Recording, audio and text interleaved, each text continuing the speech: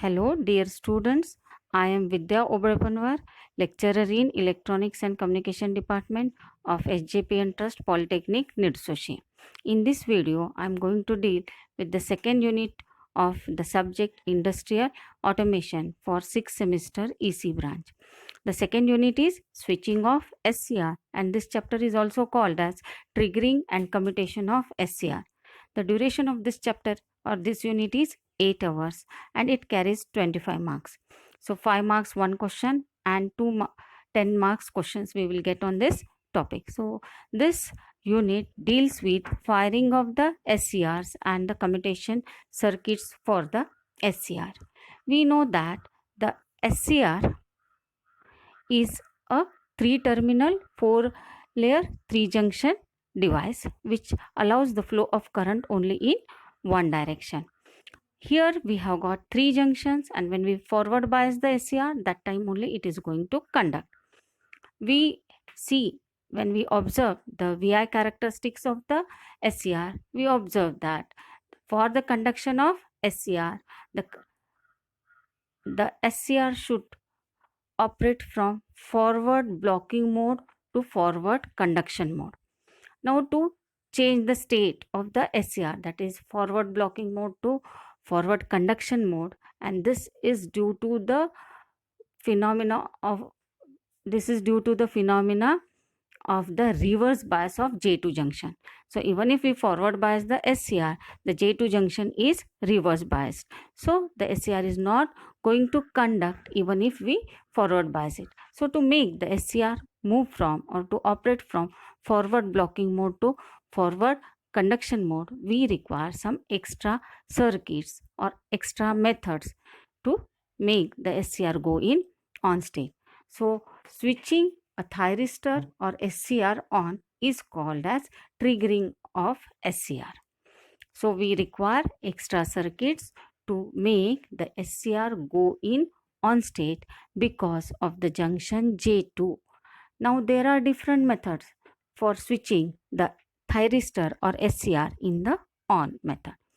So for some of the methods are thermal triggering, radiation triggering, voltage triggering, dV by dt triggering, and gate triggering. Once again I am repeating, there are different methods to trigger or fire the SCR. Those methods are thermal triggering, which is also called as high temperature triggering, radiation triggering, voltage triggering or high forward voltage triggering. Then the fourth method is dV by dt triggering. Then the fifth method is gate triggering. So let us discuss about these methods of firing the SCR. So thermal triggering. We have seen the structure of SCR. So according to that, I am doing the explanation.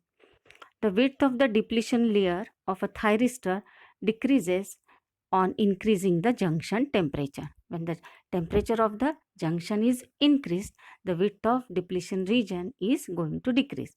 So in a thyristor, when the voltage applied between the anode and cathode is near to its breakdown voltage, then the device can be triggered by increasing its junction temperature. So when the junction temperature is increased, that time the device can go in the conduction mode. Increasing the temperature to a certain value, the reverse bias junction, that is the J2 junction, collapse and allows the device to conduct. So this method of triggering the device by heating is known as thermal triggering process. Once again, I am repeating.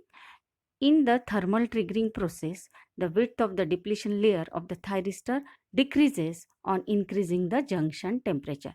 We know that junction J2 is reverse biased even if we connect forward bias across the SCR or the thyristor. Now, in power electronics, the most commonly used device is SCR. As a result, even if we can say it as a thyristor, when we call it as a thyristor, it indicates it is the SCR. The second method of firing the SCR is radiation triggering. So in this process of triggering or firing the SCR, the external energy is imparted by radiation. So, by radiation, external energy is imparted on the junction. Thyristor is bombarded by energy particles such as photons. So, when light is incident on the J2 junction, photons are bombarded on this J2 junction. So, with the help of this external energy, electron hole pairs are generated in the device, thus increasing the charges. As a result, the device will go in the on state or it will start conducting. So, this is the case for a special type of SCR, that is the light activated SCR. The next type of firing or triggering is voltage triggering. So, in this method, when the voltage applied between the anode and cathode of the device is increased, the width of depletion rear can start decreasing. So, at reverse junction, J2 is reverse bias. So, when we apply voltage between anode and cathode, and if we go on increasing this forward voltage, so the reverse bias junctions depletion layer starts decreasing. So, at a particular voltage, that is VBO of the characteristics, the depletion layer vanishes, causing reverse bias junction to collapse. This results instantaneous triggering of the device. So, generation of whole electron pairs increases the number of charge carriers and thus the device goes in conduction. And this is the third method of firing the SCR. The next method of firing the SCR is dV by dt triggering. When we observe the structure of the SCR, we can think that it works as a capacitor in forward biased state because J1 is conducting, J3 is conducting separated by J2 junction. So, thus we can see that thyristor can work as a capacitor. So, in forward bias state, when anode cathode voltage charges rapidly, leakage current through device increases, and due to the internal capacitor, this device will go in on state or the device will turn on. So, this type of triggering the SCR, we call it as dV by dt triggering. The next method of the triggering or firing the SCR is the gate triggering. So, in this gate triggering, thyristor can be made on by applying positive gate cathode voltage. So, injected gate carriers increases anode current and regeneration action takes place, and it will make J2 junction forward biased. So, this is these are the different methods to fire the SCR. So, once again, I repeat the different methods to fire the SCR. Those are thermal triggering, radiation triggering or light triggering, voltage triggering, that is high forward voltage, then dV by dt triggering, and gate triggering. Next, we will study with the different methods of the gate triggering because it is the simple method to trigger the SCR. So, there are three types of gate triggering method, that is resistance triggering, then RC triggering, and firing the SCR by using the UJT relaxation oscillator. First, we will understand the working of R triggering or the resistance triggering, and this is one of the very simple method of firing the SCR. We observe the circuit diagram of R triggering or firing circuit. We see that AC supply is there, then load is there, thyristor T is there which is to be fired, then between the gate and cathode there is a stabilizing resistor RB, then we have got diode D, variable resistor, and R minimum. So it shows the circuit diagram of R triggering or R firing circuit. The resistor R minimum is used to limit the gate current to its maximum value. So in order to limit the gate current to the maximum value, R minimum resistor is used. If Ig maximum, that is the gate current, Ig maximum, Then Vm is the peak supply voltage. Then the value of R minimum will be given as R minimum greater than equal to V minimum divided by Ig max.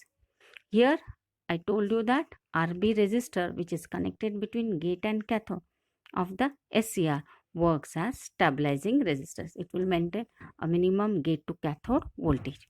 The variable resistor R is used to control the gate current. Depending upon the value of R, when the magnitude of gate current is sufficient, the device triggers. When R is 0, the triggering angle value is minimum.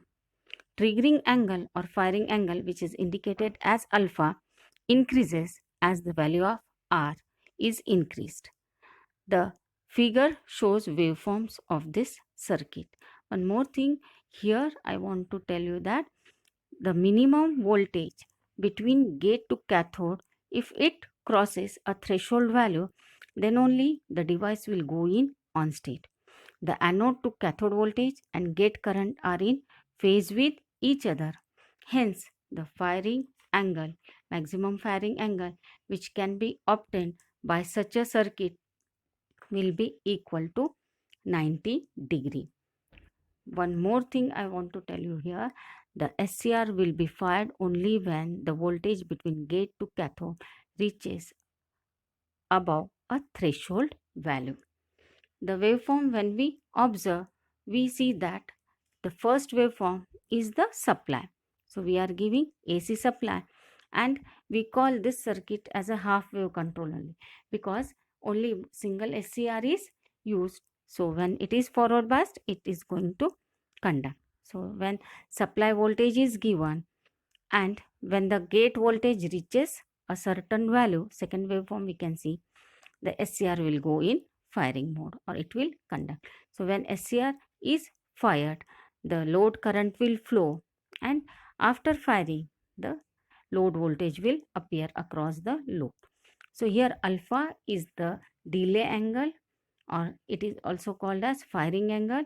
It is the time delay taken by the SCR to go in the on state. The one drawback of this circuit is that we cannot control the firing angle beyond 90 degree. Observe the waveform 2.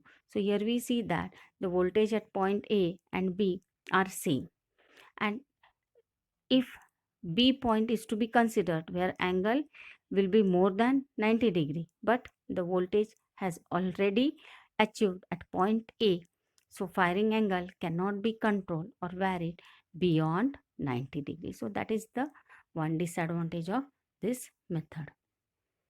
Next, to overcome this disadvantage of the R firing circuit, the next method is little bit modification of the same circuit, that is the RC firing circuit. So when we observe this RC firing circuit,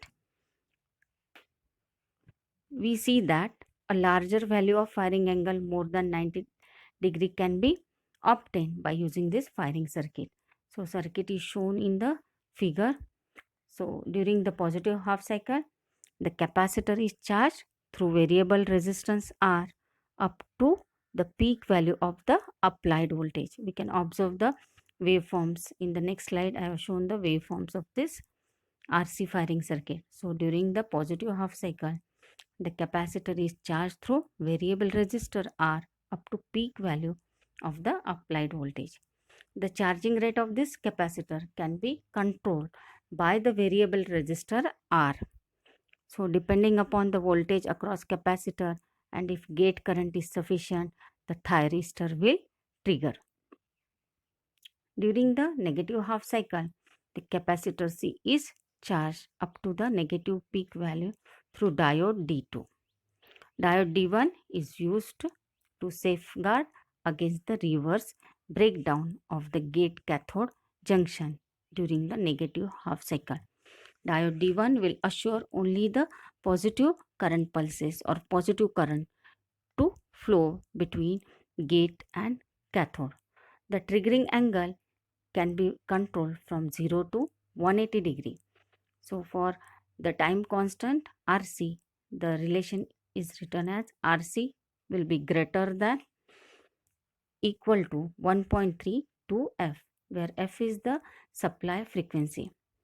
Since triggering is controlled by only in one half cycle of the supply, this circuit is also called as half wave RC firing circuit. These are the waveforms of half wave RC firing circuit. The first wave indicates the supply voltage Vs. Second wave indicates the voltage across the capacitor. So capacitor will charge during negative half cycle through diode T2, and when the voltage between cathode and gate of the SCR reaches a threshold value during the positive half cycle, it will start conducting. So when SCR starts conducting, the voltage across the capacitor clamps to 0, and when SCR is conducting, load current will flow through the load and voltage will appear across the output. So this was the first we have discussed about the RC firing circuit for half wave control. Now the same circuit after little bit modification can be used for full wave control. So the next method is full wave RC firing circuit. We can observe the waveform. Here we are using a full wave rectifier using diode, and we can see the waveforms also. So supply to thyristor is given through the uncontrolled rectifier. So the bridge rectifier, that is consisting of 4 diodes, will convert AC supply into DC. So the supply to thyristor is given through the uncontrolled rectifier. So during both the half cycles, we get positive voltage across the SCR. So the SCR will be forward biased for both the half cycles, that is the positive half cycle and negative half cycle of the supply, because we are using here full wave rectifier. So same way working as we have seen for the half wave. The capacitor starts charging in every half cycle at the beginning. Whenever the capacitor voltage reaches to the value greater than Vg minimum. Vg minimum is the minimum voltage required to trigger the SCR. The thyristor will turn on. Once thyristor turns on, the capacitor voltage is clamped to 0 till next half cycle. The capacitor again start charging from 0. The firing angle can be varied from 0 to 180 degree. Triggering is controlled in both the half cycle. The maximum angle of conduction is RC greater than equal to 0.157 divided by 2 pi F, where F is the frequency of the supply. So this was regarding the full wave RC firing circuit. Now let us go with the third important type of firing circuit is the pulse gate triggering or UJT triggering circuit. Here we are using the UJT as a relaxation oscillator. So let us understand the working or operation of this UJT triggering or firing circuit. We see that in the circuit diagram, AC supply is there, which is converted into DC by a full wave bridge rectifier. Zener diode is there. Then UJT is used in a relaxation oscillator mode.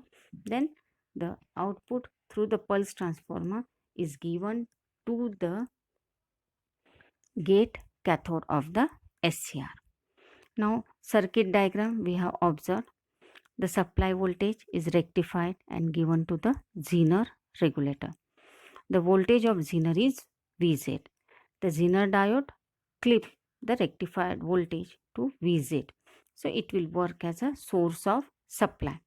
Hence this Vz is applied to the UJT. The capacitor charges through resistance RC. When the capacitor voltage becomes equal to Vp, that is the peak voltage of UJT, it turns on. The capacitor discharges through emitter, base 1 and primary of pulse transformer. Once again, I am repeating this explanation. The capacitor charges through resistance RC.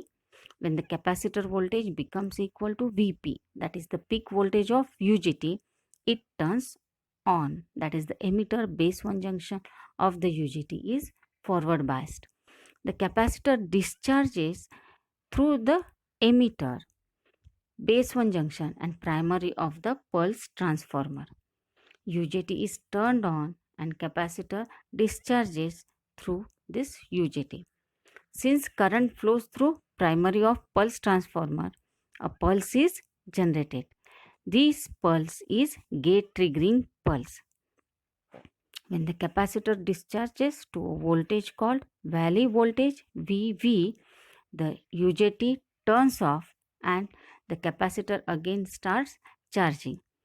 This mode of working of UJT is called as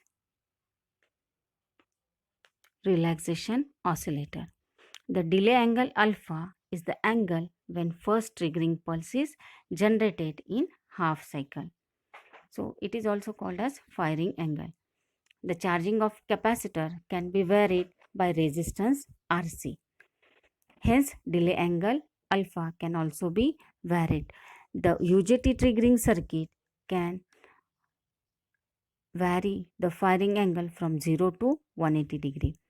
Zener diode acts as supply voltage for UJT relaxation oscillator.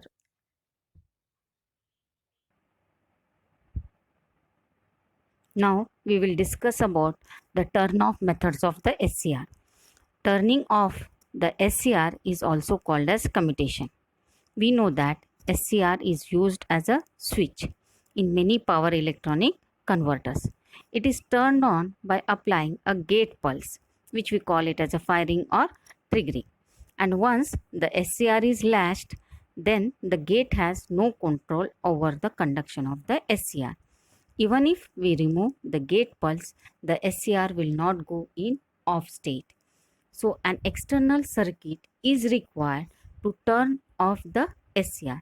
Such process of turning off SCR is called as commutation.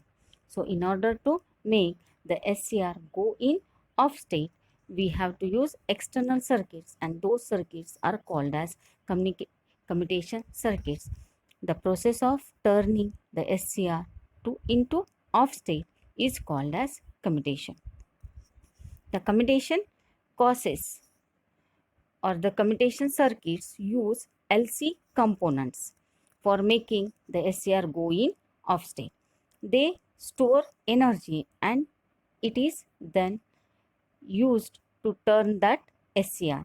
Means the current through the SCR is made equal to 0.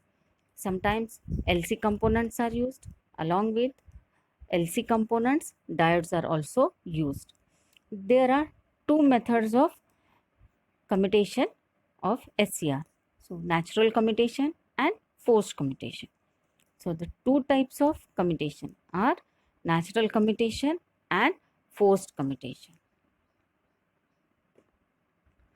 So first method of the turning off of SCR is the natural commutation. So natural commutation is used for AC circuits. The natural commutation does not need any external components. It uses supply mains voltage for turning off the SCR. Hence it is called as natural commutation or the line commutation. When the supply is AC, by the property of this main supply, once it will be positive half cycle and next it will have negative half cycle. So when negative half cycle appears, the SCR will be reverse biased and it will go in off state, because we know that SCR will not conduct when it is reverse biased. So mains AC supply during positive half cycle, it will, when the SCR is fired, SCR will go in conduction, current will flow through the load. And here, after observing this circuit, we can say that it is just like a half wave rectifier. The SCR is triggered in the positive half cycle. Since the SCR is forward biased, it starts conducting and load current starts flowing. The waveform of the currents and voltages are shown in the next slide. Since the load is resistive, the current I0 will be given as V0 divided by R, where V0 is the output voltage. Since the shape of the output current is same as the output voltage, we observe that output current is basically SCR current, because SCR is again connected in series with the load. At the supply voltage is 0. When the supply voltage reaches a 0 value, the current through SCR becomes 0. Therefore, the SCR turns off. The supply voltage is when it is negative, that time the SCR will be reverse bias and it will go in the off state. The natural commutation takes place without any external components. Here note that natural commutation takes place only when the supply voltage is AC. Thus, the control rectifiers are using natural commutation. So, natural commutation requires the supply is AC. During positive half cycle, the SCR will be forward biased and it will conduct when it is fired. But during the negative half cycle of the supply, the SCR will be reverse biased and naturally it will go in off state. So, this method of commutation is called as natural commutation, which is used in the rectifiers, that is the controlled rectifiers. So here we can see the circuit diagram and the waveforms. As the load is resistive, voltage and current are in phase with each other. So output voltage is taken across the load resistor R. The current I0 flowing through the output or the load is given as V0 by R. Alpha is the firing angle or the angle of delay, and this natural commutation takes place only in the AC supply. Next, we go with the forced commutation. Now, when the supply is DC, that time the SCR will be forward biased, but to make the current flow through the SCR, external components are used. So, generally the components used for forced commutation are inductors and capacitors. Sometimes diodes are also used and extra SCRs are also used. So, based upon different components connections, the forced commutation is classified into different types: self commutation, auxiliary voltage commutation, auxiliary current commutation, complementary commutation, external pulse commutation. So out of all these 5 methods, we are going to learn only 2 to 3 methods. One of the 5 marks important question, repeated question, which is always asked during the exam is the comparison of forced commutation and natural commutation. So we have to write nearly points, more than 5 points we have to write, because the question is asked for 5 marks. So we compare. Now here one thing we have to consider: comparison. During comparison we can write the like points, but during the differences, that time we have to write the differences points only. So the first point is, we will write that in case of natural commutation, no external components are connected or required, but in case of forced commutation, external commutation components are required. In natural commutation, it requires AC voltage at the input. In forced commutation, DC voltage is required at the input. Then natural commutation is used in controlled rectifiers, AC voltage controllers, etc. And forced commutation is used in choppers, inverters, etc., where the source is DC. No power loss takes place because no extra components are used in case of natural commutation. And in case of forced commutation, power loss takes place due to the commutating components. In case of natural commutation, SCR turns off due to the negative supply voltage. But in case of forced commutation, SCR is turned off due to voltage and current both. In natural commutation, cost of the commutation circuit is nil because no extra components are used.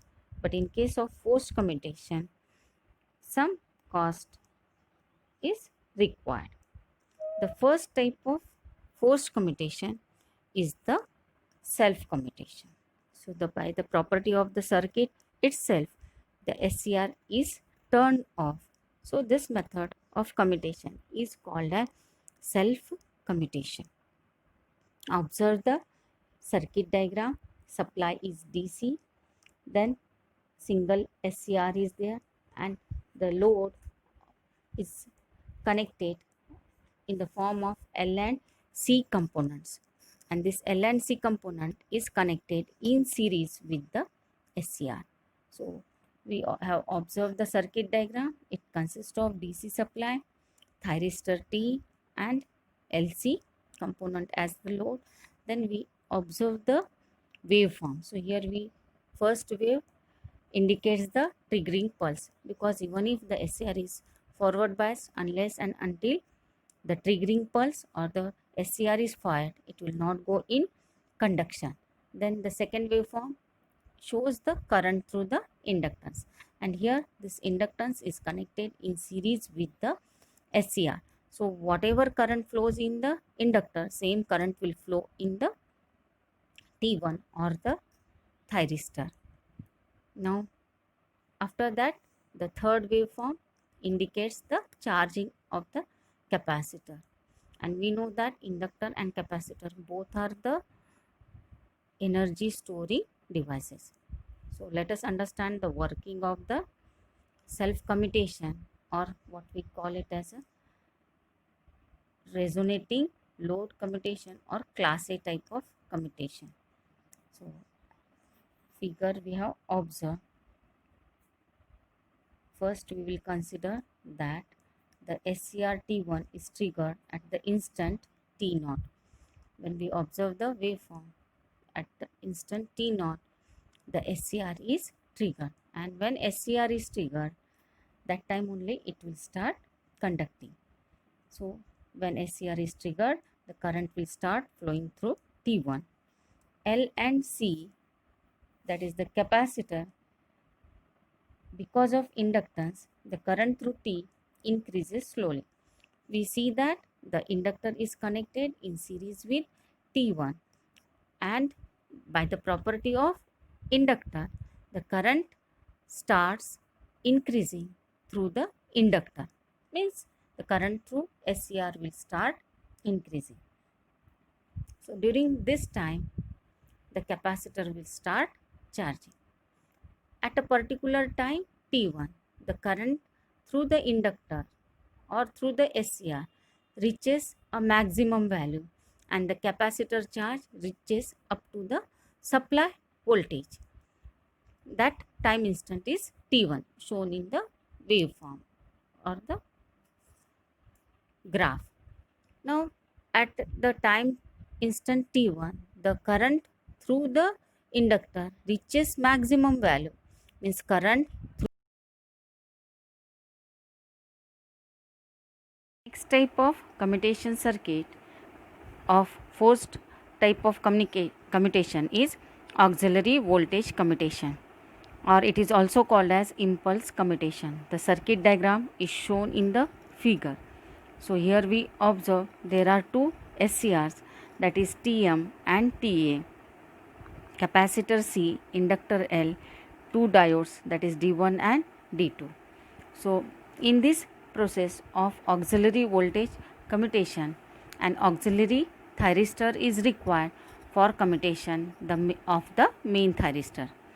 Obviously, the auxiliary thyristor is of much more lower rating than the main thyristor.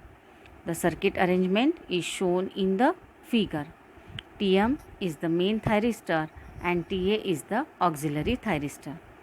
Initially, when the DC voltage EDC is applied, the capacitor C is charged to a value EDC with the upper plate acquiring positive charge and the lower plate acquiring the negative charge as indicated in the figure.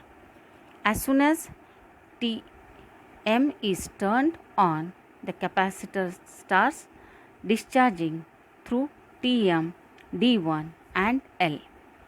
After C has completely discharged, its polarity will be reversed, which means now its upper plate will acquire negative polarity and the lower plate will acquire positive polarity. Reverse discharge of the capacitor C will not be possible due to the blocking diode D1. Now, at this moment, as the lower plate of capacitor C has positive polarity, the auxiliary thyristor TA will come in conducting mode. So, as soon as the auxiliary thyristor TA is triggered, the reverse polarity is obtained across the main thyristor Tm because the capacitor C will try to discharge through the TA. So, it is clear from the above explanation that the commutation is achieved by the reverse voltage applied across the main thyristor Tm. So, this process is known as voltage commutation process and it is commonly used in choppers and inverter circuit. So, for commutating the main thyristor Tm, auxiliary thyristor TA is used. So, this method is called as auxiliary voltage commutation or it is also called as impulse commutation. Next type of commutation which we are going to discuss is the complementary commutation. So, we know that complementary means if one device is on and other device will be off and the process repeats. So, circuit diagram here we see supply is DC, two resistors are connected to the two thyristor. Here again one thyristor will be main thyristor and one thyristor will be the complementary thyristor. In between the two thyristor, capacitor C is connected. Let us understand the working of this commutation circuits. Out of all these three types of commutation circuit, one question is sure or sometimes we get the question that is comparison between the natural commutation and the forced commutation. So, we will now understand the working of this complementary commutation. So, in this process the main thyristor which is to be commutated is connected in series with the load. An additional thyristor called the complementary thyristor is connected in parallel with the main thyristor. The circuit we are observing in this slide. So, a capacitor C is connected in parallel with the two thyristors. Tm is the main thyristor, Tc is known as complementary thyristor. Resistance R2 is connected in series with Tc. It will be seen that in this circuit at a time only one thyristor remains on. So, when Tm is conducting, Tc is in off state. Capacitor C is charged up to the supply voltage VDC through the resistance R2.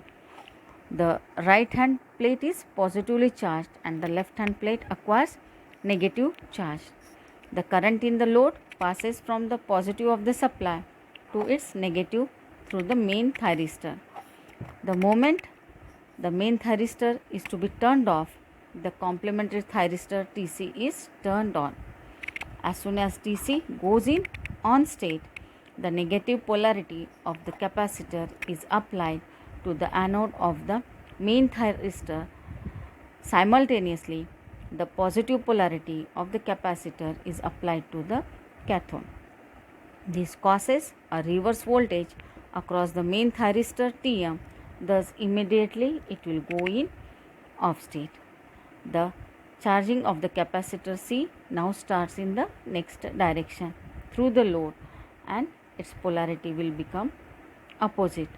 So thus when the main thyristor is switched on, the complementary thyristor will go in off state, and thus the process repeats.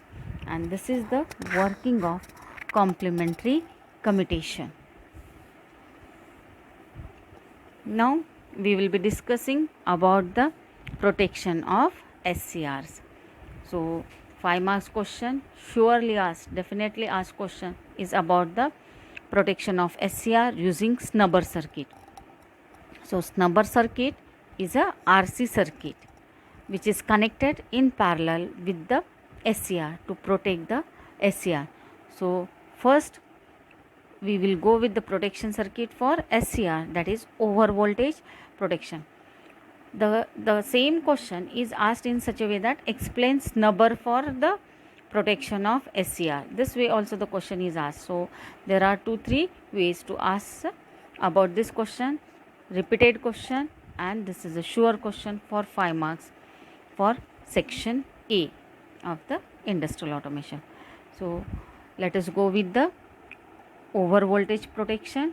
Here we can observe the circuit where the thyristor T1 is connected in parallel with the RC snubber.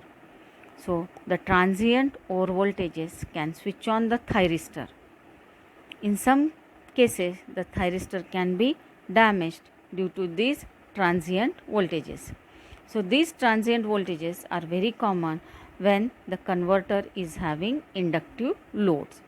So the thyristors can be protected against these transient voltages by a RC network shown in the figure, and this RC network which is connected in parallel across the thyristor is called as snubber circuit. The resistance has the value of few hundred ohms. So when there is a large spike or voltage transient across the thyristor, it is absorbed by the RC circuit. The RC circuit, the snubber circuit, acts as a low pass filter for this voltage transient. So the resistance has normally low value so that the transient is absorbed by the capacitor quickly. Thus the thyristor is protected against the voltage transients. The RC snubber circuit is very commonly used for protection of thyristor against transient voltages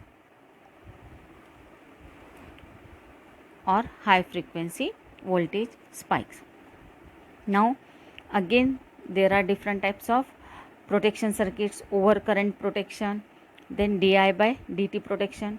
So for overcurrent protection, the SCR is connected in series with the fuse. So when current increases, the fuse will melt and the SCR will be protected. The circuit we can draw. Then another protection is the DI by DT protection. In this case, in DI by DT protection, we use inductor in series with the SCR. So we know the property of inductor is to oppose the rate of change of current. So if inductor is connected in series with the SCR, the circuit can give us protection against DI by DT. So this were the questions, all the questions related with the chapter 2. I have covered all the questions of the question bank in this video. The questions answers you have to write, and so I think all the topics are understood by you people. Go through this video, watch it carefully and write the answers. Make some important points, note down those and try to recall all the points so that it will be helpful for you people to write the answers in the examination. Thank you.